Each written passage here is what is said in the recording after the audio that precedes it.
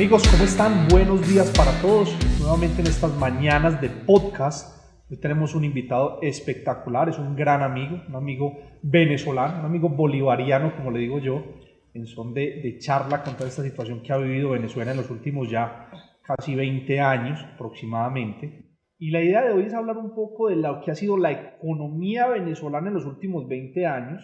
Vamos a hacer un preámbulo, quién era la Venezuela antes del chavismo.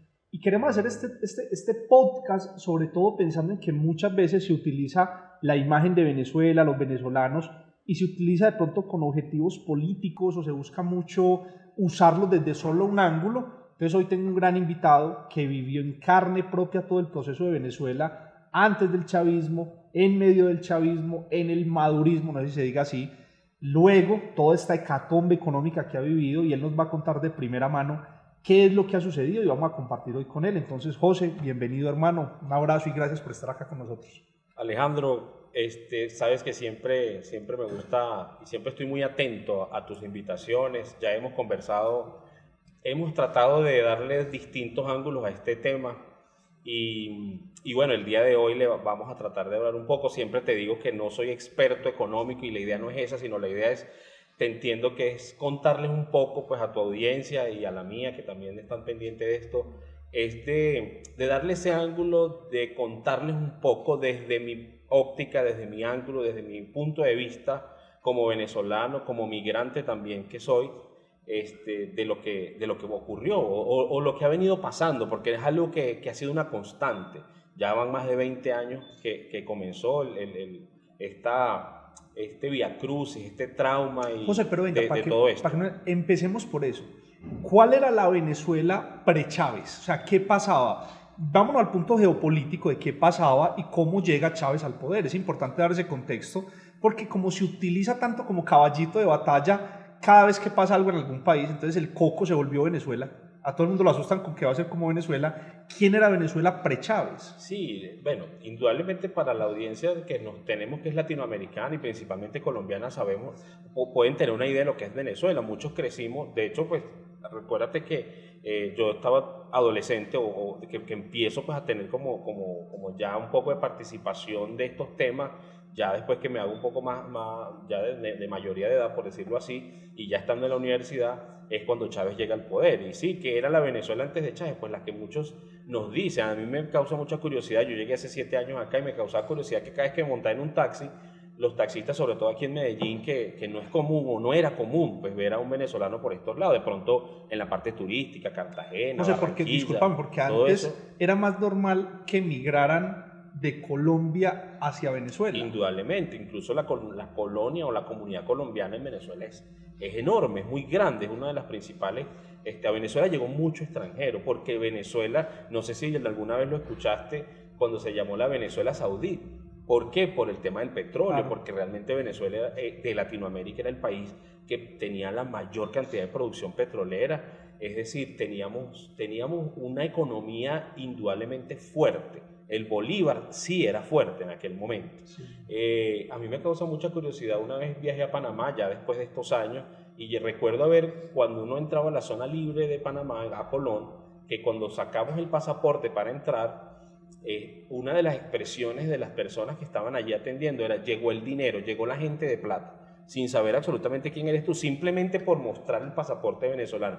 Esa era la Venezuela. O sea, nosotros de alguna manera éramos vistos como ese país rico, indudablemente. Ahora, José, discúlpame, hay una concepción, y es que Venezuela, económicamente hablando, estaba atornillada al petróleo. ¿Qué otros? Sigue siendo. Sigue estando. Venezuela siempre fue.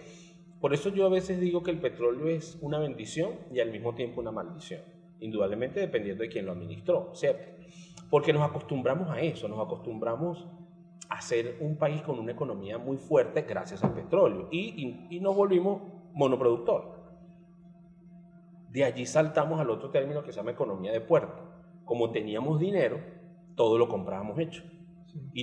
Y que era más fácil, o de alguna manera pienso yo, pues que era más sencillo comprar algo hecho que montar toda una industria y montar toda una estructura para Me hacer. gusta el concepto, economía de puertos. Sí, o sea, sí, entonces, y hoy... Aparte que los tenía, unos muy buenos puertos contra Europa, Y África, Estados Unidos. acuérdate que Venezuela es la puerta del Caribe, o sea, es decir, tenemos todo el mar Caribe y el Atlántico pues de frente y por lo tanto teníamos comunicación directa o tenemos aún con todo lo que es el norte precisamente, la costa este de los Estados Unidos y toda Europa. Entonces, indudablemente eso era un beneficio y teníamos el principal producto de exportación en esa época, Y las que es reinas. el petróleo y las mujeres. Hermosas. Venezuela siempre se... Allá los feitos son ustedes. Pues sabrás que los colombianos dicen lo mismo, que los feos son los hombres. Pues allá ellos lo que lo dicen. Para mí, las mujeres de aquí también están muy bien rankeadas. Sí. Y de hecho, pues, es un comentario muy común entre los amigos cuando se enteran que uno está en Medellín. Dicen, ay, estás en Medellín. O sea que, pues, las mujeres, yo no sé, pues las mujeres, la arepa, el chicharrón, los frijoles, la verdad, la ciudad, Medellín es una ciudad de verdad también con muchas bendiciones para quienes la sabemos aprovechar. Entonces todo ese auge del petróleo, esa bonanza petrolera, inclusive siguió en el periodo de Chávez. Claro. Pero ¿cómo llega Chávez? Es que José? fíjate algo muy curioso, ¿no? Es que cuando Chávez llega al poder, llega con un precio del petróleo totalmente deprimido. ¿Okay? La OPEP como organización estaba de alguna manera ya pasando a un segundo plano y él tiene una estrategia que en ese momento, espero no me vayan a crucificar por lo que voy a decir, pero para mí fue buena. Es decir, llegas con un petróleo por debajo de $10 y haces todo un relanzamiento de la organización de los países exportadores de petróleo y logras empezar toda una estrategia para subir esos precios. Y eso dio resultado. Lamentablemente fue mal aprovechado. ¿Y esa estrategia la plantea la OPEP o quién la hizo? Mira, decirte yo que no manejo a profundidad el tema, decirte quién la plantea, no lo sé. Lo que sí sé, porque lo recuerdo, o sea, como te digo, esto es más experiencia de vida que de investigación o de estudios, de nada de esto, fue porque estaba allí, fui espectador de lo que estaba ocurriendo. Y bueno, y de alguna manera me recuerdo cuando hicieron una reunión en Caracas, ¿ok? De la OPEP y hay como un relanzamiento, toda una nueva estrategia para subir los precios, manejando lo que era la producción, entonces controlaban ese tema allí. Oferta y demanda. Sí, y eso indudablemente tuvo un resultado. ¿De quién es el crédito de la estrategia? No lo sé. Pues es que el resultado fue que en esa época, José, llegamos a tener petróleo cerca de los $130 el barril. Ese es el precio máximo histórico de un barril de petróleo. Sí, y de hecho, algo muy curioso es que Chávez llega a tener un presupuesto, a establecer el presupuesto nacional y como te decía, como país que vive o depende del petróleo, todo su presupuesto lo hacen en función del precio del petróleo. Que es un error muy grave.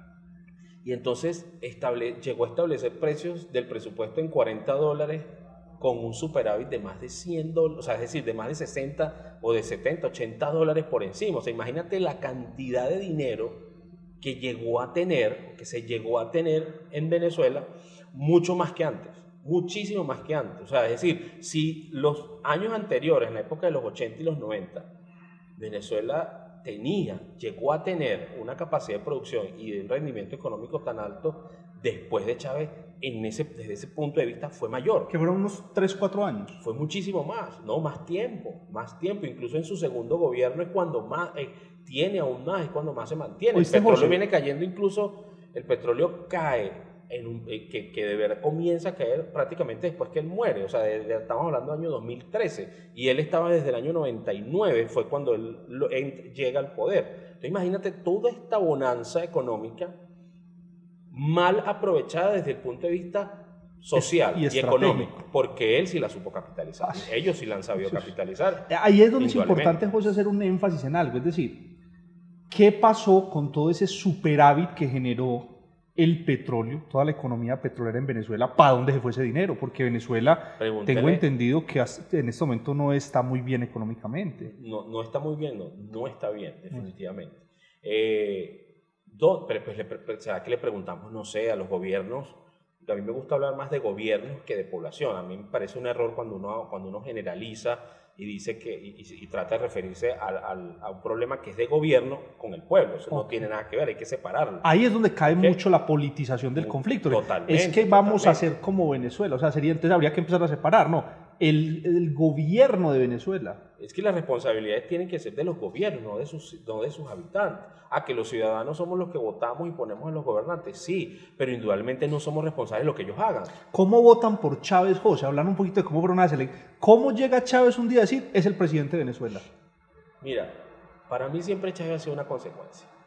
Para mí sigue siendo una consecuencia. Una consecuencia de un rechazo, de un resentimiento, de un rechazo social, de venir de 40 años de una democracia en donde el pueblo, por decirlo así, por decir pues la mayoría, se sentía que no estaba formando parte, o sea, que ya no eran las políticas, no le estaban llegando, había hambre, había crisis, había muchas cosas muy parecidas a los pueblos nuestros latinoamericanos ahora, y suerte la palabra es esa, o sea, de político populista. O sea, él se monta sobre un discurso muy populista, pero que o sea, llega a oídos de personas que querían escuchar eso. Y bueno, y ahí está. Sin embargo, y hay que decirlo, no solamente del pueblo, como pueblo, por decirlo de una manera, del general, de la cantidad del colectivo. No, ahí también hubo estadistas, o no estadistas, mejor dicho, intelectuales, es la palabra, estadistas no, intelectuales, personas empresarios que vieron la posibilidad de tener un cambio, ¿no? Lo que pasó fue que simplemente el discurso y ya pues estas influencias, yo no quiero caer en términos de que si de izquierda, de derecha, centro, no lo sé, para mí simplemente fue un tema de cómo sostenerse en el poder. O sea, es bacano hacerle énfasis también, José, porque todos los gobernantes se montan con una bandera, sea de izquierda, sea de derecha, pero todo es populismo, buscando qué quiere escuchar la gente, pero ya en el ejercicio del poder todos llegan a dictaduras y a unos mandatos completamente, voy a utilizar una palabra muy fuerte, la estudié en estos días, y llaman cleptocracias. Todas esas dictaduras terminan siendo una cleptocracia, pero no voy a profundizar en el tema pues porque aquí me está viendo mucha gente y no quiero herir susceptibilidades. Recuerda que conversamos de un documental que hay en Netflix que se llama ¿Cómo ser tirano? El manual del tirano, algo así. Ahí hablan de eso. Ahí hablan del compendio para hacerse un dictador. Un dictador. Y ese compendio la verdad no dice que si eres de izquierda lo haces de una forma o si eres de derecha lo haces de otra, no. O sea, realmente lo que te dice es súbete al poder de alguna manera, a la fuerza, por las elecciones, como sea, y luego empieza a hacer lo que tienes que hacer para mantenerte allí. Y mantenerte en el poder ya escapa de cualquier ideología política. Y eso es lo que capitaliza Chávez en el 97. Claro, fíjate, porque ocurren... ese documental es muy pertinente porque ocurre lo que le ocurrieron a todos. Hubo un intento de sacarlo del poder porque ahí él ya no estaba de alguna manera, no sé si con los buenos o con los malos, porque no quiero caer en ese tema, pero resulta ser que a Chávez le hacen un intento de golpe, lo mismo que hizo él, ¿okay? Solo que bueno, fue de otra forma, militares, cercanos, en fin. Y él se da cuenta que como que no puede confiar en nadie y ahí es donde arranca, que fue ya entonces en su segundo gobierno, cuando ya arranca y dice, bueno, y entonces empieza ya con este plan socialista, comunista o como te digo, se escapa de toda ideología porque cuando uno ve las bases de estas formas de gobierno, ninguna dice que, bueno, venga, ponga de rodillas al pueblo, póngalo a pasar hambre, póngalo, o sea, domínelo de forma estamental. ¿Eso es consecuencia de? No, eso es cierto, eso ya son estrategias para mantenerte en el poder, pero no para entregar, pues, que es lo que realmente a lo que un político está mandado, a tratar de mejorar la calidad de vida de su pueblo, de su sociedad. José, ¿cuáles fueron esas actividades, por ponerle un nombre, que hizo Chávez que provocaron la diáspora? ¿Qué fue lo que empezó a hacer Chávez que de un momento a otro empezaron todos los venezolanos a salir, un éxodo masivo? Sí, la diáspora como tal, como la conocemos hoy en día, ya es post-Chávez, después de la muerte de Chávez, porque al final quien de alguna manera manejaba el proyecto, quizás de alguna manera lo iba llevando, en cierta forma creería yo que era él, pero todos los que estaban a su alrededor, no, o sea, todos los que estaban alrededor sabían que estaban allí era para generar dinero, para ganar dinero a costa de lo que fuese. Entonces, claro, aunque él muere en el 2013, yo salgo de Venezuela en el 2014 y ya habían ciertos venezolanos, ya habían tomado la decisión años antes de empezar a salir, porque ya las condiciones ya no eran normales. O sea, ya se estaba viendo, por ejemplo, un país bastante inestable desde el punto de vista social. Las protestas se habían incrementado mucho. La forma de repeler o de hacerle frente a estas protestas desde el punto de vista del gobierno ya sus niveles de violencia estaban ya bastante fuera de lo que es una protesta como tal, y la protesta era muy legítima. ¿Por qué? Porque en ese afán de control empieza entonces la escasez, ¿ok? Provocada o no, pues no lo sé, pero al final de cuentas es aquella famosa, empieza a hacerse famoso el tema de que en Venezuela empieza a escasear el papel sanitario, el papel higiénico. Entonces eso empieza obviamente a resonar, y era cierto, empieza a resonar algo de que, bueno, ¿cómo es que un país tan rico, ¿okay?, como lo que se conoce Venezuela, que en esa época no tiene ni para limpiarse, pues? Pero todavía en ese momento, José, Venezuela seguía vendiendo petróleo en volúmenes. No, es que sigue siendo, o sea, sigue vendiendo, ya no en los volúmenes de antes, ya la Pero en producción esa ha época, bajado. José, de esos volúmenes tan grandes, hablábamos de que había un porcentaje de las utilidades de esas ventas que se iban a apoyar proyectos socialistas y comunistas alrededor del mundo. O sea, en vez de invertir claro, ese dinero... Acuérdate que para mantenerte en el poder, según lo que nos dice compendio. compendio, tú necesitas tener aliados. O sea, tú solo no puedes, tú tienes que tener gente que te mantenga allí. Y o lo haces por vía popular, que ya lo tenías de esta masa del pueblo que aún todavía se sostiene, alguna parte de ella, y lo otro era por fuera, porque no eres un país aislado. Entonces tú tienes que buscar la manera de comprar conciencias. Y entonces lo que se le llamó la chequera, se le llamaba así. Chávez tenía una chequera particular. Con todo ese excedente que había, él tenía una chequera, por ponerlo de una manera. De cada barril de petróleo a $100, vamos a redondeemos, a $100, le quedaban 60 para él hacer, pues, la mitad, 50 le quedaban al gobierno en un superávit, en una hiperproducción petrolera. Para hacer algo, pues. Y ese 50 él lo usaba para lo que tú dices, comprar conciencias, para decir, bueno, vamos a buscar apoyo afuera. ¿Quiénes eran los apoyos? Entonces, entre que cuando había el dinero, empieza él a buscar, a salir y empieza a buscar aliados. Hoy en día se mantienen varios esos aliados, ya no tanto por la chequera, sino porque se hipotecó. Porque eso eran las dos maneras de pagar. Bueno, tengo para pagarte, o te digo, mira, ahorita no tengo, pero yo te voy a hipotecar esta parte de mi industria para que tú la manejes con unas concesiones no sé de cuántos años, y bueno, y así te pago. Y así fue. Por ejemplo, a Cuba con médicos. Ese era supuestamente el contexto del acuerdo. Yo te voy a mandar petróleo, y tú ¿con qué me vas a pagar Cuba que no tienes con qué? Bueno, págame con capital humano. ¿Con qué? Con médicos en este caso. Con Argentina con y recursos. Bolivia también hubo... En Bolivia hizo algo, no con médicos, sino, no sé, diferente también. Argentina le pagó yo no sé cuánto dinero. Yo no sé si es cierto o no, como les dije, no soy experto en el tema, pero de decirte de que se decía, no, llegó Chávez y le pagó la deuda a Argentina, cuando estaban los Kirchner, ¿ok? Y así, o sea, es decir, entonces sí empezó a girar y empezó a crear organismos paralelos. O sea, Chávez era como el amigo mafioso que cuando invitaba a parrandear pagaba todo. Más o menos por decirlo así. Aunque con un poquito más de política. No como ahora, no como hoy. Hoy sí es tal cual. O sea, hoy sí Maduro y su combo y el otro sí. Hoy en día ellos sí son así, son de mafiosos, de bandidos, porque pues según mi concepción eso es lo que están haciendo, ¿no? Estás robando completamente los recursos del Estado, porque bueno, no te interesa que la gente tenga mente para otra cosa, sino para que pueda sobrevivir. Y ahí vamos llegando entonces a la diáspora, que fue la pregunta. ¿Cómo llega? Porque como te digo, cuando yo salgo empezamos a salir de alguna manera económicamente los que de alguna forma tenían. A mí, por ejemplo, me tocó vender todo para salir. José, porque es importante esa parte y le quiero hacer mucho énfasis. ¿Cuál era el salario tuyo o el ingreso tuyo, a lo mejor de ingreso? ¿Cuál era tu ingreso para el año 2005, 2006?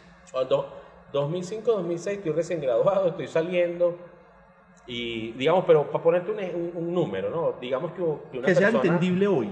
Sí, una persona, pues en mi caso, pues que estudié ingeniería, estaríamos hablando. Lo que pasa es que yo nunca he tenido la suerte de no ser empleado, pues siempre he sido muy en temas independientes, pero te voy a hablar más o menos de un promedio, que yo recuerdo que yo tenía empleados e ingenieros y nosotros pagábamos, por decirte algo así, a ver, ¿cómo haría yo para sacar esa cuenta en dólares? De la época. De la época, que más o menos, déjame ver aquí a sacar un cálculo. O sea, es como en este momento un ingeniero en Colombia puede estar alrededor de los $1,000, $2,000 en Colombia, pero tras un proceso como el que vivió Venezuela, ¿en cuánto queda un ingeniero en esas condiciones? Entonces, mira, que en aquel momento estaba más o menos a eso. En dólares dijiste $1,000, $1,500. Más sí, estaba más o menos por allí, quizás un poco menos.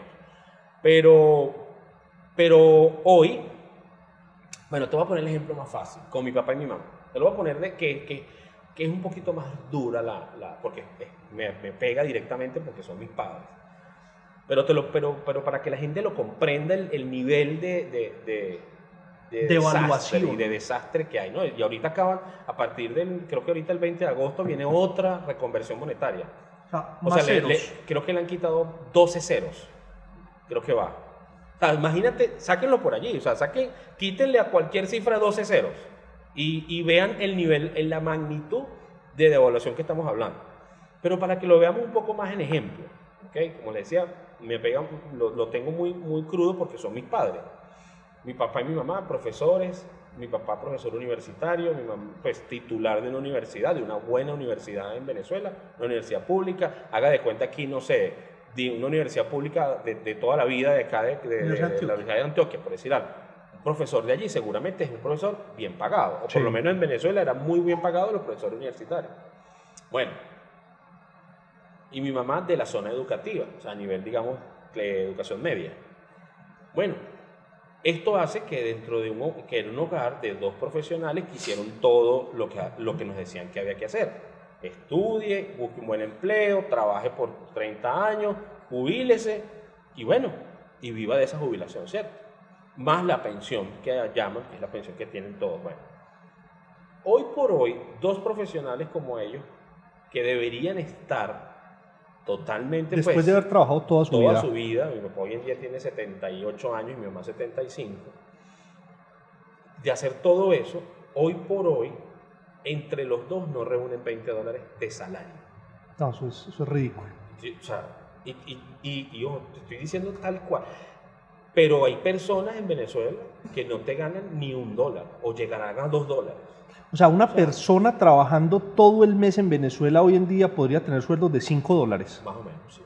Porque entonces está ocurriendo, para que lleguemos al hoy, está ocurriendo algo muy extraño. Que eso es parte de lo que provoca el éxodo. Claro, porque ¿quiénes se van? Es la gran pregunta. ¿Quién es la primera? O sea, la diáspora ha tenido varias oleadas. Varios participantes. Sí, exacto. Entonces, los primeros no es ni siquiera que salen de Venezuela, ellos ya estaban fuera, que eran aquellos que pudieron haber hecho inversiones en el exterior. Fue esa gente, José, que vio lo que venía. O ni siquiera, sino te estoy hablando incluso de hace 25 años. O sea, ya tenían su patrimonio afuera. Es como los colombianos hoy que independientemente de lo que pase en la economía, ya tienen sus patrimonios en Panamá, papers, ya lo tienen en Estados Unidos, en Miami, tienen empresas por fuera. Que tuvieron de alguna manera la oportunidad, la visión y hicieron inversiones fuera del país. Que no está mal siempre y cuando sea legal. Claro. O sea, digamos que todo excepto Panama Papers. Sí, pues, pero por eso, hablemos desde el punto de vista de lo legal. Si yo quiero, yo puedo fundar una empresa en los Estados Unidos legalmente, pagar impuestos y empezar a tener un patrimonio por fuera. Eso no está mal. No está mal, y de hecho hoy en día es hasta más fácil. Bueno, pero digamos que esos fueron los primeros que ¿En qué época? Y empezaron. Estamos hablando del año, no sé, haz de cuenta, empezando el año,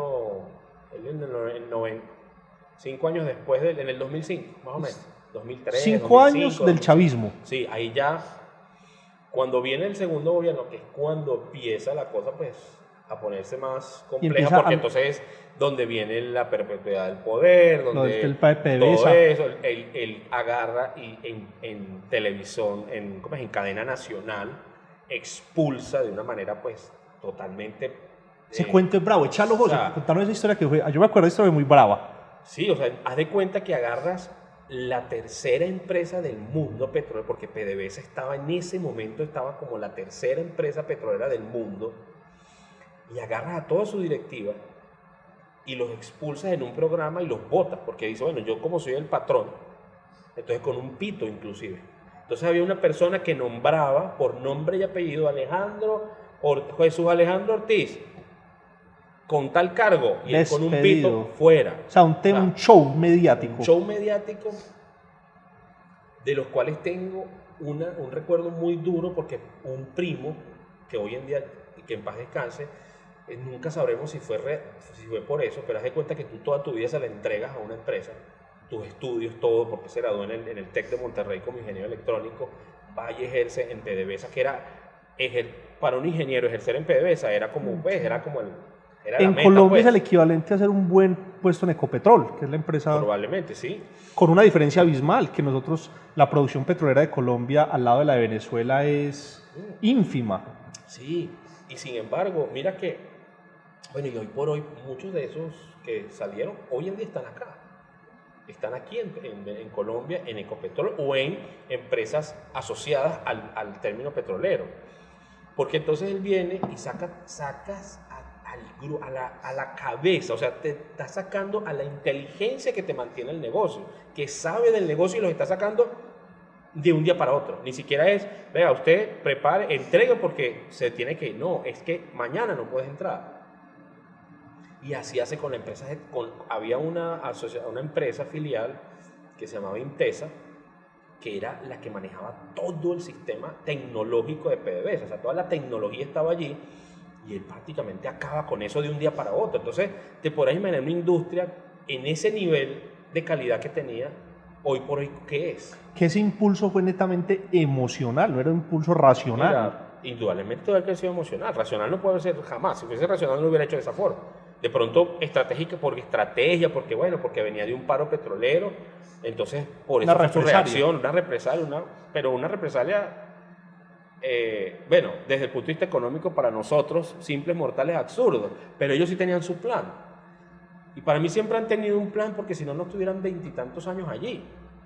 Ya hubiese buscado la forma de salir, pero mira que no. Y tú ves en el horizonte y no ves posibilidad. O sea, yo en últimos meses he tenido oportunidad de estar en Venezuela, ¿ok? Y me he enterado de más cosas. Hay una dolarización, de hecho, ¿ok? O sea, es un país ya dolarizado, todo no de frente, pero sí dolarizado. Sí, pero lo increíble, pero al no ser de frente es que los salarios no están dolarizados. Está dolarizada la economía en la calle. O sea, te pagan en bolívares, pero en la calle... el salario es en bolívares, y con las diferencias que estamos hablando. O sea, que hay que hacer un forex todo el tiempo, hay que pasar bolívares a dólares con una tasa de cambio. Es que, mira, yo como... Vení, José, espérame. Dame la tasa de cambio del bolívar al dólar del año 96. No, bueno, más o menos. Google, okay, no sé, no me la Acordate, pero había que un 3 a 1. En el año 96, no tengo idea. A ver, debe haber estado... Más o menos me acuerdo de... La voy a buscar yo acá. Más atrás, porque si en el 2014 más o menos estaba como... Es que el problema no es saber la tasa, Alejandro, el problema es saber que con la reconversión, ¿cuánto es? Porque tenés que quitarle 8 ceros a ese número que tenga. Entonces es complejo saberla. Sí. O sea, la voy a buscar acá. José, pero entonces ya, esa fue la primera gente que salió. ¿Quién fue la segunda camada que salió? La segunda camada es la clase media profesional. La clase media profesional, o sea, vos. Exactamente, o sea, es decir, todos aquellos que teníamos cierto estudio de tercer y cuarto nivel, o sea, universitario y con algunos, y de esos universitarios el 50% con posgrados y maestrías, o sea, estudios de maestría y doctorado. Sale esa clase media profesional, entiéndase, médicos, ingenieros, abogados, contadores, en fin. Discúlpame, te doy un dato aquí lo tengo. En el año 2020 estamos hablando de 48.808 bolívares, eran $1. En el año 2021 estamos hablando de 3.768.000 bolívares, son $1. Bien, eso está en 3 millones y tanto. Y eso, pero entonces eso, por eso te digo, pero como eso hay que aplicarle reconversión, entonces estamos hablando, más. Pues, sí, o sea, yo no sabría decirte que este celular hace 10 años me hubiera costado en Venezuela, un ejemplo, $100. Hoy en día me vale no sé si uno. Póngale $2, pero convertir $2 a bolívares son 7 millones de bolívares. O sea, es un juego macabro. Es que lo que te digo, yo ahorita recién que empecé a ir a Venezuela, me era muy complejo. Porque entonces, pues aparte que no, mi economía de hace 7 años es en pesos colombianos. Ajá. Y no es en dólar tampoco. Entonces, llegar a un país en donde es dólar, pero tú no entiendes por qué es dólar si la moneda es bolívar. Entonces tú tienes una relación peso-bolívar que no es, porque tienes primero que pasar por el peso-dólar y después dólar-bolívar. Y en esos cambios, pues, te pierdes un poco. Y entonces, de paso, cuando vas a pagar, entonces las cantidades son... Entonces, pues, si ya en mi mente la vengo entrenando para entender los millones y los miles en pesos, ahora te hablan de millones, pero de muchos millones. Un mercado, que yo una vez te pasé un video de ir a mercar, son 250 millones de bolívares. Es que te he entendido que ya hay billete de millón. Sí, pero exacto, pero un billete que acaba de salir, el billete de 1 millón, pero ya $1 son 3 millones y medio. O sea que 3 billetes de esos son casi un bolívar, casi $1. Entonces fíjate, por ejemplo, lo comparamos con Colombia, el billete más alto de Colombia son 100.000 pesos, ¿verdad? Pero un dólar cuesta 3.800, 3.700, creo que está en este momento. Todavía es una relación mediana. Entonces mira que es una relación, pues, que de alguna manera tú dices, bueno, ok, con un billete, el más alto, tengo para comprar varios dólares. Sí. Pero en Venezuela el más alto no te compra ni medio dólar. Sí, increíble. Entonces imagínate para que entiendan un poco también la audiencia, está aberrante, porque es aberrante, tema del manejo de la economía en Venezuela. Y de paso ahora, como te digo, es dolarizada. Y tienes ahora las empresas de alimentos, todas las empresas, tú vas y pagas y te cobran en dólares. Y entonces, ¿cómo hace José las personas ganándose $5, $8, $3 al mes para ir a comprar productos? Entonces ahí viene una economía totalmente informal, ¿verdad? En donde tú tienes que no te puedes quedar con un salario. Tienes que indudablemente ingeniártelas, reinventarte, o sea, que dicen, es literal, o sencillamente irte.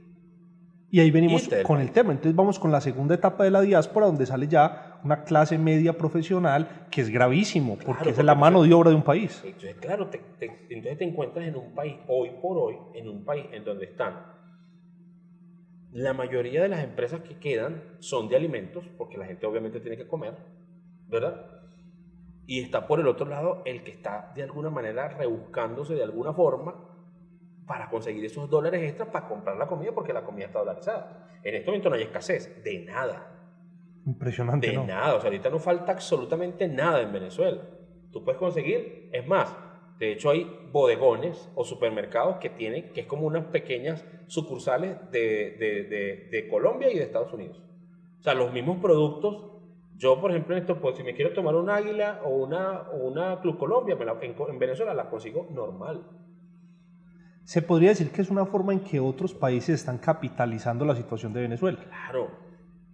El tema del dólar, del manejo del dólar, Alejandro, y para que lo entiendan todos. O sea, hoy en día tú tienes la banca internacional, porque hoy por hoy en Venezuela abrieron los sistemas electrónicos de tarjetas de débito, o los datáfonos, para entender, y yo puedo ir con mi tarjeta de Bancolombia y pasar la tarjeta y comprar allá. Ah, qué bien. Y el cambio me favorece de alguna manera porque lo hago, es bancario, entonces la tasa de la ATRM, por decirlo así. Exacta. Exacto. Pero realmente, ¿eso a quién favorece de alguna manera? Porque cuando yo utilizo mis tarjetas, yo estoy usando la banca de acá. Ah, sí, claro. O sea, entonces, y eso al banco le favorece. El feed queda acá. El feed queda aquí. Y entonces, de alguna manera, no es lo mismo. O sea, nunca será igual cuando yo saco el efectivo y con ese efectivo mando una remesa. Total. Eso es totalmente distinto a que si lo hago bancarizado. Vení, José, entonces, sale toda esta clase media y obviamente va en busca de trabajo en otros países. Lo vi mucho en Perú. Hace poco que estuve en Perú, es impresionante la cantidad de venezolanos. Vi mucho venezolano en el área de ingeniería e informática, mucho, allá en Perú. En Chile también vi mucho venezolano, en Estados Unidos obviamente, pues hasta ahí en España también logré ver mucho venezolano. Entonces empieza ya un juego también de remesas. Sí, y eso, recuérdate que, por ejemplo, una economía como la cubana, ¿qué lo ha sostenido durante todos estos años? Sí, eso es Las remesas. Y en Venezuela está pasando lo mismo. Entonces, puede que una persona, de ahí vemos, cuando uno se pregunta, bueno, ¿qué los anima a caminar, a venirse caminando? Y ojo, que no solamente caminan hasta Colombia, porque que ya es mucho decir. Pero es que te me brincaste un paso, entonces Bueno, venimos. Sí, me brinqué La clase media, entonces vamos a la tercera ola, que es esta gente. Pero bueno, antes de eso, imagínate el hueco, o imagínense el hueco que hace no tener una clase media profesional en un país. Que es la que paga impuestos. Yo siempre he sostenido, la clase adinerada de un país es la que menos impuestos paga. Evade y elude, ambas. Ahí están Panama Papers, yo he hecho mucha cantaleta con eso, pero claro, hay mucha gente que usted ve adinerada, que el dinero se lo lleva para otros países a pagar un 2 o un 3% realmente lo que debería pagar en su país de origen. Y adicional a eso, muchos de ellos cruzan gran cantidad de impuestos. Hay mucho beneficio tributario para la persona adinerada, pero a la clase media es a la que, mira la reforma tributaria que acaban de patear aquí en Colombia, es porque estaba dirigida exclusivamente a la clase media obrera trabajadora, lo que llamaban en la URSS el proletariado. Sí. O sea, es una reforma inducida a sacarle más dinero. Ahora, si en un país se le va a esa clase trabajadora, la clase rica igual, obvio que menos va a seguir pagando impuestos en esas condiciones, y la clase pobre no paga impuestos de ningún tipo excepto los del IVA. ¿Cómo se sostiene un país tributariamente hablando? No, y ahora con una doble tributación porque hay dólares. Y si usted está pagando en dólares en efectivo en un comercio, ¿eso cómo queda registrado eso? Son cosas que yo me pregunto y no entiendo cómo lo hacen. Pero entonces al final de eso también te das cuenta de que viene entonces esa otra. Entonces, bueno, eso obviamente genera un hueco enorme y causa una crisis. La hiperinflación. Una hiperinflación y una crisis indudable porque quien produce industrias cerrando pues por todos lados, ¿ok? Porque tú te preguntarás, bueno, en un país como este, la industria, por ejemplo, del turismo, ¿cómo se sostiene? La del turismo. El tema, bueno, que está muy relacionado al tema de restaurantes, aunque es increíble, tú vas hoy en día y vas a restaurantes en Venezuela y están llenos. Entonces ahí está ocurriendo un Pero efecto, José, discúlpame, llenos, un fenómeno. ¿Quiénes van? Entonces, los que quedan, porque es que se hace esa brecha, se vuelve más gigante, y quienes aprenden a surfear la ola aunque esto, lo bueno de hablar aquí es que vamos a ver hasta dónde no nos censuran, pero realmente nace una clase nueva económica en Venezuela que le llaman los enchufados. Los enchufados. Sí. ¿Qué hacen? Simplemente son los que le sirven al gobierno para poder seguir allí. O sea, ¿por qué? Porque si tú no tienes a nadie que produzca alimentos, entonces ahí sí es verdad que algo tenés que dejarle. Y por ese lado empiezan a ocurrir, bueno, esas empresas que el gobierno necesita. O sea, es como decir, esos que le hacen hola y le aplauden al gobierno, haga lo que haga el gobierno mal hecho, esos que le aplauden y lo apoyan, que aquí le llamamos, por ejemplo, lavaperros, esos son una nueva clase media rica, sí, en Venezuela, que le llaman los enchufados. Claro. ¿Dónde he visto eso antes? ¿Dónde lo he visto cercanamente? Claro, porque entonces imagínate, tú agarras un contrato con el Estado. Yo le llamo eso la microburguesía o la plutocracia. Y entonces, claro, en un país tan deprimido, entonces con ganancias ahora, pues, porque acuérdate que también existe o existió por mucho tiempo un dólar preferencial, tal, porque es así la palabra, o sea, había un dólar que era el dólar que te daba el gobierno y un dólar que era el mercado negro. Sí. Y la diferencia entre uno y el otro era de 200%. ¿Pero en qué sentido? ¿En tasa de cambio? Sí. Entonces, para tú hacerte de ese dólar, ¿quién te lo da? El mercado negro. No, el gobierno te dice, a ti te voy a dar el dólar a un precio y te lo entrega, para que tú vayas y vendas al precio que te parezca. Pero bueno, eso tiene que tener un trasfondo macabro muy bravo, porque eso son todas herramientas de explotación de un país. O sea, están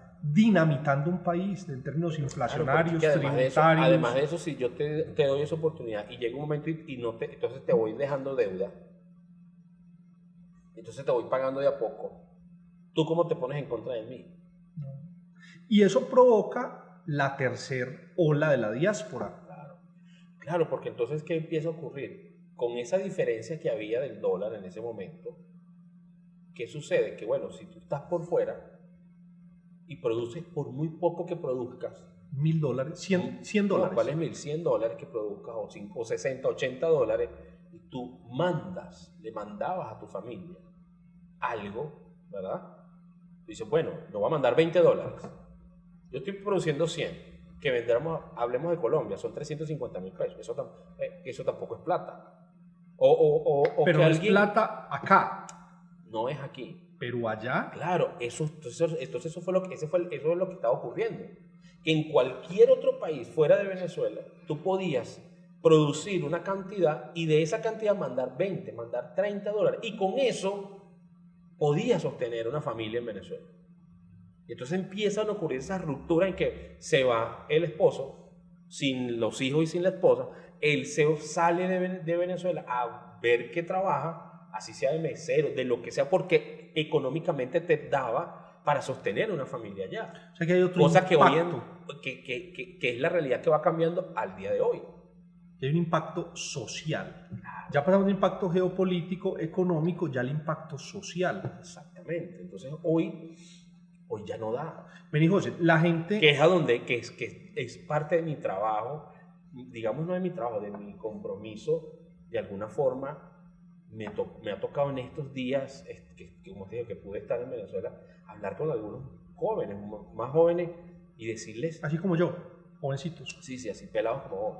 Y yo les decía, vea, vamos a analizar para que entiendan que ya no es igual.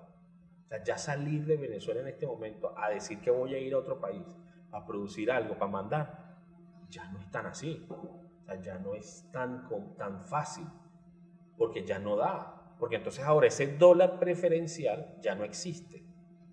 ¿Ok? Ese mercado negro como tal ya no es tan negro. Y lo que hizo el gobierno fue subir todo su costo, su valor. Si tú vas en este momento al precio del dólar oficial, si ahí lo buscas en internet, puedes buscar en internet, tú ves que el dólar en Venezuela, ¿ok? Tú lo viste ahorita, te decía 3 millones y algo. Sí.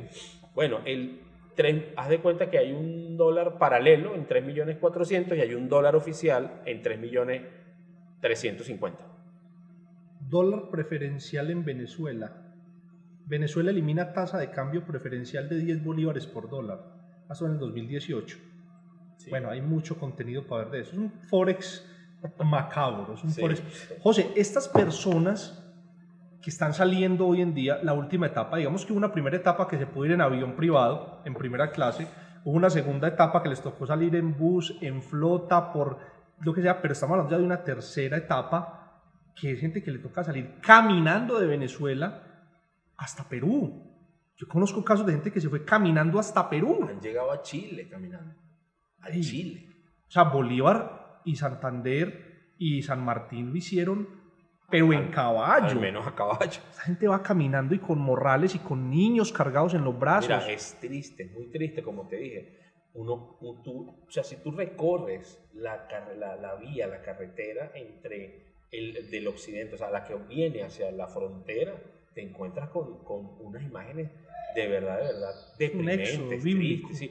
Incluso yo recuerdo mis hijos lo pudieron ver. Nosotros hace 4 años, cuando estuvo más fuerte ese tema, pudimos viajar a Cúcuta por tierra, y de regresándonos de Cúcuta fue cuando yo me doy cuenta de eso, que empiezo a ver mucha gente, básicamente muchachos también con morrales, y veo de pronto un grupo con una bandera de Venezuela, y yo, ¿qué es esto? Entonces más adelante me detuve y los esperé y me puse a conversar con ellos, eran como 6 o 7, y entonces cuando yo caigo en cuenta de esto todavía los medios no lo habían publicado, no se veía, o sea, eso estaba ocurriendo y nosotros, pues, digamos, o la sociedad o el mundo no sabía, hasta que quien lo hace más visible fue, creo que, no sé cuál de estas televisoras, Caracol o RCN, una de ellas, que hace un documental que se llama Los Caminantes, y es cuando el mundo se entera de lo que está ocurriendo.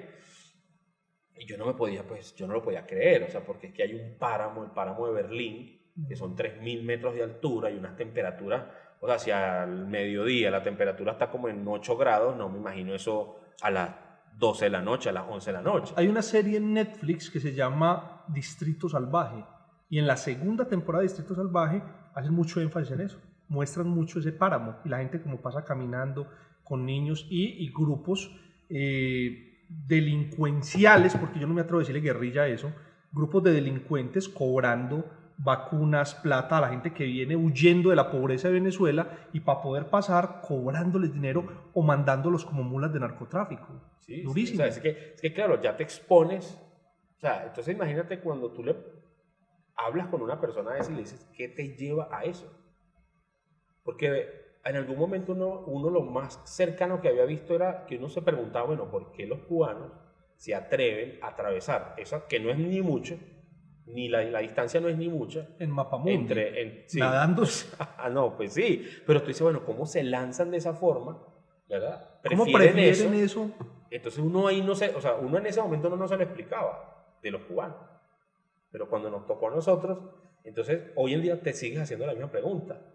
Pero ya te das cuenta cuando ves eso, te dices, claro, ¿qué ocurre en este momento? Que ya no lo es. O sea, ya ahorita, y por eso tristemente vemos calles de Latinoamérica, Colombia, en Perú, en todos los países se está viendo de venezolanos pidiendo. O sea, entonces, están en una pobreza extrema, ¿ok? Que yo no llego a saber, o sea, o mejor dicho, yo creo que no lo sabían. Y por eso, como te dije, yo en este momento he tenido la oportunidad de hablar con 3 que querían lanzarse esa aventura y tuve la oportunidad, o por lo menos me escucharon y no lo han hecho. Y me dijeron, no, bueno, José, como lo que usted nos contó, pues no lo hacemos. Y yo le digo, pues si aquí hay venezolanos escuchando esto, que busquen que a quien escuchen en este tema, hablen con ellos y le digan que ya no es igual. Porque es que lo que te digo, antes tú te ibas, trabajabas, bueno, reunías 20.000 pesos, 50.000 pesos y mandabas eso para Venezuela y era algo. Pero hoy por hoy no. Sí, porque ya es dólar a dólar. Claro, es más, ya incluso producir en Venezuela. Si tú logras producir en Venezuela, probablemente te vaya mejor desde el punto de vista de dinero económico, solamente desde el punto de vista económico, que acá. Porque es que aquí sigues produciendo en pesos, allá estás produciendo en dólares. Y que la economía de esta manera es completamente variable. Aquí estaba leyendo en la prensa hoy, el café está en la ruta de los 2 millones de pesos. ¿Vos sabés cuántos años las personas que hemos trabajado con café esperamos a una carga de café en 2 millones de pesos? Yo llegué a vender carga de café en 350.000 pesos, en $100. Hoy tenemos carga de café casi en $700. O sea, es muy bueno. Sí. Entonces, y la pregunta que te quería hacer, José, es, ¿vos cuándo le ves la caída a ese régimen dictatorial, cleptócrata venezolano? Sin decir mafioso, porque lo es también. Sí. Pues, Alejandro, si yo te digo esa respuesta, pues te aseguro que mañana o pasado porque hay un desgaste. O sea, o alguien, o me buscan y me dan cualquier cantidad de dinero porque tengo la respuesta de cuándo se va a acabar eso, o bueno, o sencillamente pues dirán uno más. Mira, saber cuándo se va a acabar es muy difícil. Porque hay un desgaste. Pero ojo, pero el desgaste es de quién. Es lo que hay que ver de estos regímenes. El desgaste, ¿a quién se lo han hecho? A la gente. A la gente. Entonces la gente, como ya está desgastada y cansada, ¿qué es lo que tú escuchas? En este momento hay una crisis, por ejemplo, de gasolina enorme. Háblanos de eso, sí. Hay una crisis de gasolina enorme. 7 días en una fila para colocar gasolina. Pero cuando vos dices 7 días en una fila es que es un turno, pues no son 7 días vos esperando en el carro sentado. 7 días el carro allí. O sea, te toca ir a dejar el carro en una estación de servicio. Ir a dejar el carro en el puesto de la fila. Y haces amistad o lo haces en grupo y entonces ya vengo. Cuídeme aquí, y tú vas a tu casa, te aseas, comes y te devuelves. Y hay quienes pasan la noche, y esto no me lo está contando nadie, esto yo lo vi y lo acabo de ver recién. ¿Lo viviste? Claro. O pagas la gasolina por un sobreprecio para no hacer esa fila. Que es una mafia. Indudablemente. A ver, Alejo, es que a veces ni siquiera es una mafia, es la misma gente tratando de sobrevivir. Que si yo no encuentro de dónde, ¿qué hago? Y tengo un carro, por ejemplo, el carro, eso sí, el carro estartalado como esté, pero sirve para llenar un tanque de gasolina. Entonces, para mí, si yo voy y la gasolina me la regalan, porque entonces hay unas estaciones con precios subsidiados que no cobran, por supuesto no cobran, o cero, una colaboración, que puede ser una libra de arroz para el que ha hecho la gasolina. O sea, imagínate es eso. Entonces, si yo tengo un tanque de 80 litros, ¿verdad? Y yo hago una fila de 7 días, y yo salgo y no, pues no tengo mi trabajo, no me alcanza, no tengo, pues yo a veces no los culpo. De decir, tanque, saco el tanque, vendo la gasolina a $1, a $1.50 el litro. El litro. El litro. Entonces, de 80 litros me saco más de 80 o $100. José, estamos hablando que el precio del combustible en Venezuela, que es un país productor, donde toda la vida fue lo que... Es más costoso el combustible en Venezuela que en Colombia, siendo en Colombia un precio altísimo. Y hay un precio internacional que hay otras estaciones donde tampoco, pues también toca hacer fila, que es a 0,5 centavos el litro. En Colombia el promedio es 0,6 el litro de gasolina. No, es un tema. Y allá está el precio en 0,5, pero tenés que hacer igual una fila de 3 o 4 días. Me hablabas que la gente para salir busca ríos, trochas, mulas, o sea, está saliendo por donde sea. Por donde sea, caminando. O sea, de Cuba solo puedes salir en balsa o nadando. De Venezuela puedes salir caminando. Y hay muchas opciones, pero son peligrosísimas. Hay de todo, hay de todos los sabores. Hay desde las más peligrosas hasta VIP. O sea, que se volvió también un comercio. O sea, hay una economía subterránea. Crisis, acuérdate que en crisis, ese dicho que yo todavía nunca he logrado, o sea, yo lo he usado, pero a veces reflexiono sobre él y no sé si hasta dónde sea bueno o malo, pero cuando decimos que pues en una crisis hay quienes se dedican a llorar y otros a hacer pañuelos, ¿cierto? Que pues se ha usado mucho. Bueno, Venezuela es una crisis permanente, entonces hay quienes se han dedicado a hacer pañuelos, y entre esos está eso. Por eso te digo, yo a veces, claro que hay de todo, mafia y todo, pero cuando yo, porque me tocó, como les digo, todo esto es porque lo he vivido, no porque me lo han contado. O sea, cuando yo veo quién me va y voy y pago el litro a 1.5 el litro, porque necesitaba moverme, ¿verdad? Y no puedo estar 6 días en una fila, pues, porque voy por trabajo además. He tenido la oportunidad ahora de tener unos clientes en Venezuela y voy por trabajo. Entonces yo no puedo estar 6 días no puedo, pues sencillamente tengo que eso asumirlo. Entonces, cuando yo veo quién me va a entregar la gasolina y los veo y veo cómo, o sea, no puedo creer jamás que es una mafia. Es simplemente necesidad. Sí. Es mera necesidad. Entonces, ellos no tienen la culpa de eso. José, ¿qué está haciendo la gente en Venezuela para ganar dinero? O sea, digamos que hubo una reacomodación de la economía y hoy en día la gente, ¿cómo gana dinero dentro de Venezuela? Para ahorita, saquemos las remesas, hablemos de la gente que está allá. Para mí, lo que está haciendo ganar dinero a mucha gente en el mundo entero, no nada más en Venezuela, el Internet. O sea, el Internet ha sido para Venezuela, y bueno, para todos, pero para Venezuela específicamente, en esta crisis profunda que está, el Internet es la ventana de escape. Es lo que ha permitido que la gente deje de salir, deje de lanzarse a caminar y diga, bueno, ¿yo qué hago? Busco una conexión a Internet.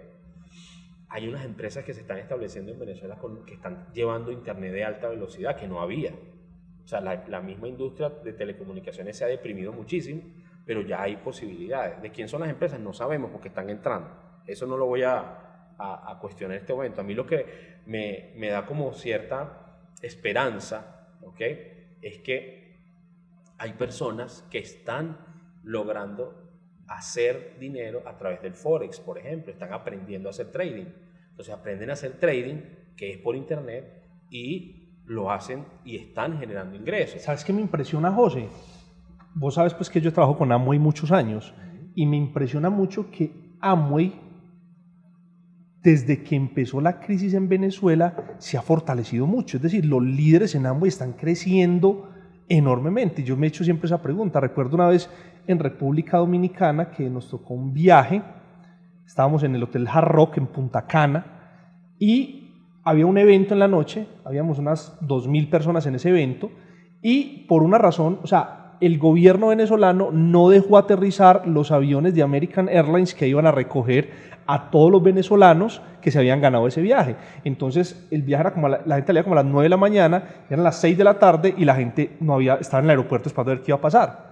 Y el dueño de Amway, Rich DeVos, que él murió hace 2 años, entre otras cosas, tienen una flota de aviones propia, mandó los aviones desde Michigan hasta Venezuela a recoger toda la gente de Amway Venezuela y llegaron más o menos a las 8 de la noche al Hotel Hard Rock en Punta Cana. Y cuando entró esa gente al hotel, me provoca llorar, yo me acuerdo si me dan ganas de llorar, cuando entró esa gente, éramos todos sentados en el auditorio, el orador principal allá hablando y empezamos a sentir una bulla que venía de afuera como un escándalo, cuando abren esa puerta de par en par y entra esa gente, hermano, en chores, en chanclas, con la bandera de Venezuela, y llegó toda esa gente allá, y era impresionante, porque pasaron de tener, no sé, 10, 12 líderes, a tener 50, 60 líderes muy fuertes en el mercado de Venezuela. Entonces digamos que en medio de la crisis, el internet y algunos modelos de negocios han permitido que la gente genere algún tipo de rentabilidad, por lo menos para vivir. Claro, Ahora, ¿sabes también de qué me acuerdo, José? Mucho.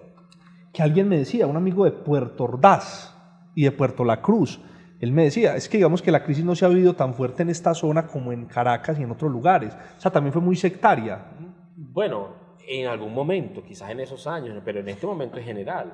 O sea, es decir, decir que hay una región de Venezuela que no ha sufrido, mira, lo que siempre han buscado, donde menos se siente es en Caracas. ¿Por qué? Porque en Caracas está el poder, por decirlo de una manera. O sea, se mantiene esa forma todavía de colonia, ¿no? De que, en la capital es donde está el poder y entonces tratan de mantener eso allí. Es donde, cuando la revuelta que sale Chávez a relucir, incluso pues, lo que provoca ese golpe de Estado, que fue el 27 y 28 de febrero, ellos, irónicamente, lo que genera la explosión social fue el aumento de la gasolina. Irónicamente, ¿por qué? Porque hoy en día nos han aumentado la gasolina a precios que nadie jamás en la vida hubiera pensado que en Venezuela se pagara la gasolina como ahora, y ahora eso pues está pasando allí. Claro, es ese desgaste del que hablábamos, ya la gente no quiere más, ya la gente quiere vivir, ¿entiendes? O sea, ya está tan cansada de todo esto que venga, vea, listo, o sea, póngame la gasolina, pero ¿por qué dicen? Que haya. Que la tengo que pagar a 50 centavos. Pero que haya. Que la energía, que la energía está llegando y por fin va a llegar más costoso, porque es que el problema es que la industria fue tal el daño que en este momento la energía no la cobran. Entonces tú dices, no la cobran, y muchos dicen, no pago energía, sí, pero ¿cómo la sostienes? Si no pagas, igual el agua, perdón. Entonces, es decir, hay una cantidad de cosas, una forma de sobrevivencia también, y negocios que se hacen.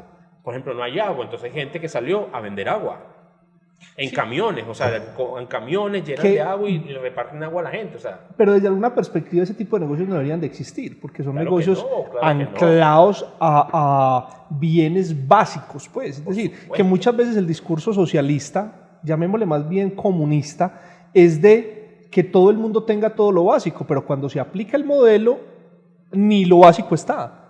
Por eso te digo que eso para mí no es nada de esas, ninguna de esas. No, por supuesto, siendo totalmente, por lo menos desde mi punto de vista, alejado a esos conceptos, pero es que ni siquiera eso se está aplicando.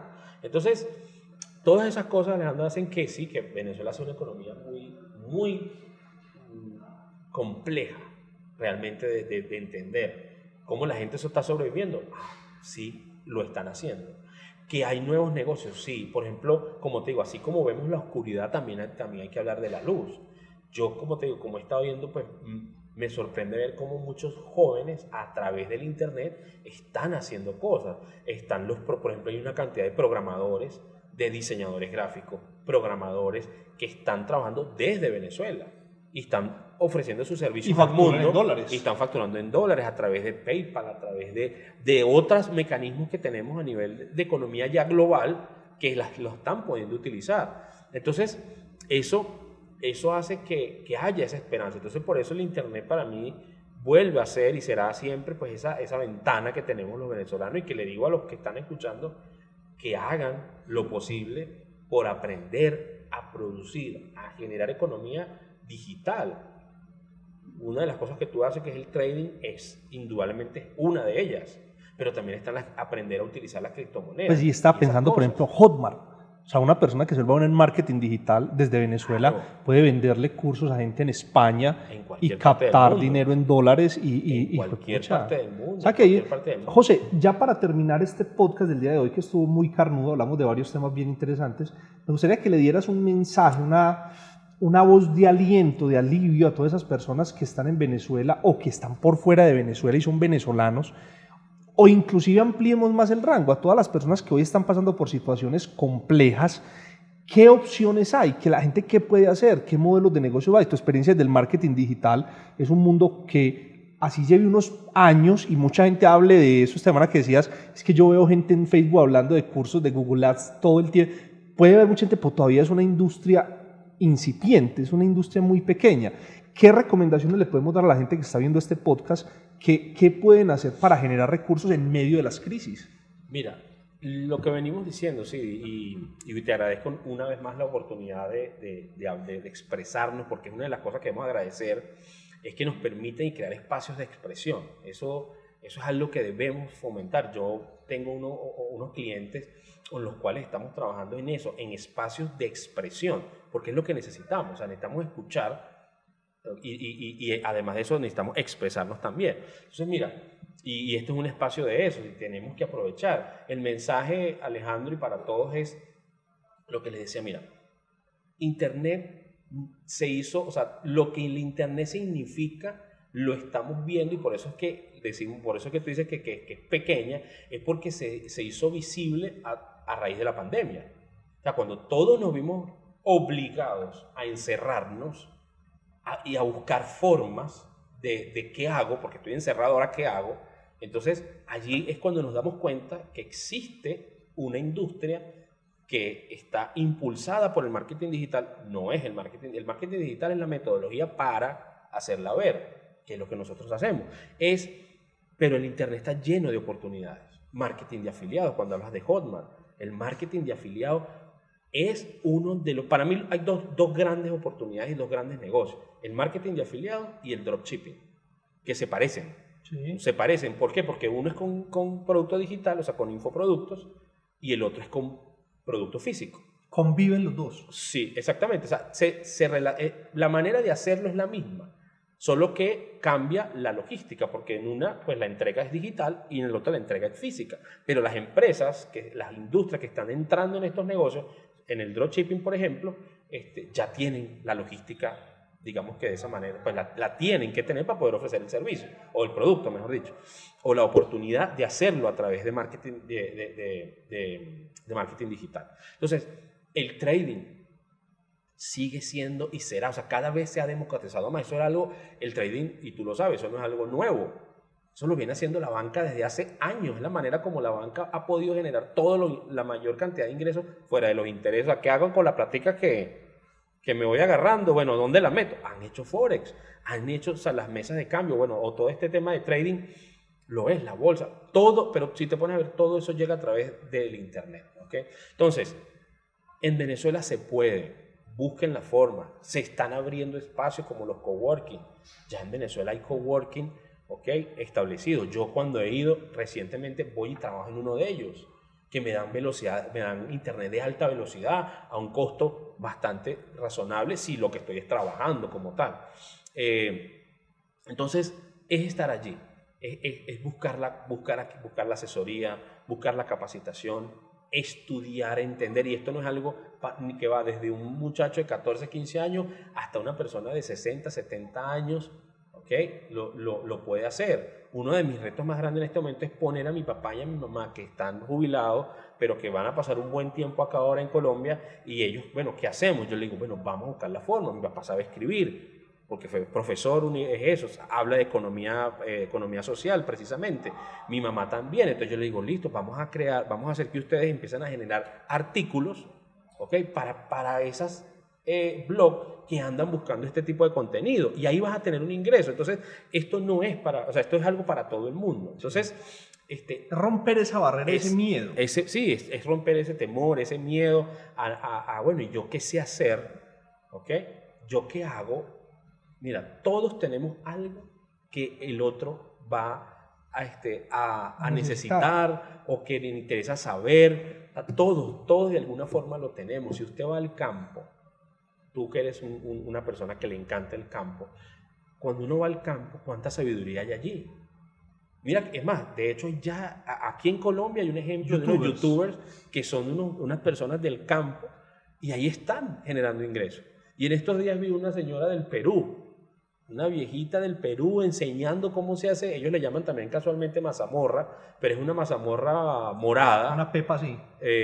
O negra, no sé, morada, sí, que la hacen con un maíz negro. Una chicha. Y la señora dando, o sea, es súper, y la cantidad de views que tiene es enorme. Entonces, es decir, es atreverse a eso, saber que no es magia tampoco, porque eso no es algo que ocurre de un día para otro. Se nos metió la música, pero bueno, ni modo. Lo importante aquí es saber que se puede, tener la actitud mental, lo hablábamos o lo hemos hablado, que no es el negocio, sino la mentalidad. Y muchos venezolanos y amigos me han preguntado, bueno, en 7 años que tienes allí en Colombia, ¿cómo has hecho? Porque créeme, Colombia no es un destino, en ese momento no era un destino, no por mal ni nada, sino que Colombia siempre ha sido muy competitivo, altamente competitivo, y la calidad aquí siempre ha sido muy alta desde mi punto de vista. Yo que he podido contratar recursos acá de desarrolladores, diseñadores, y el nivel siempre es muy alto. Incluso cuando me han preguntado, le digo, venga, lo primero que tiene que hacer es subir su nivel. Aumente su nivel porque afuera la competencia es muy alta. No es cualquier cosa. Eso por un lado. Pero realmente está en el tema de mentalidad. Es uno tener esa capacidad. Buscar la manera de desarrollar una mentalidad correcta para buscar herramientas, opciones para salir, inclusive en medio de una crisis como la que vive Venezuela. Así es, así es. José, muchísimas gracias, hermano, por acompañarnos hoy y bueno, te estaré molestando más adelante porque este tema hay tela para cortar toda la que queramos. Así es, bueno, muchísimas gracias igual, Alejandro, sigamos y mucha suerte con este podcast porque la verdad son espacios que valen la pena. Nos vemos, chao, gracias. Chao.